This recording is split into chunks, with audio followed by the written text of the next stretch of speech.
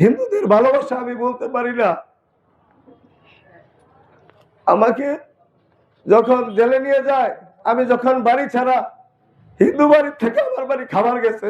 আমিরে জামাত ডক্টর শফিকুর রহমান বলেছেন, তোমাকে আমি কোরবানি দিতে চাই, রাজি কিনা? আমি বললাম আলহামদুলিল্লাহ। ইব্রাহিম আলাইহিস সালামের ঘটনাও বলেছেন।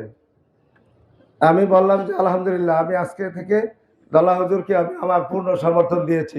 আমার বাড়ির চারপাশে হিন্দু প্রবণ এলাকা, হিন্দুদের ভালোবাসা আমি বলতে পারি না।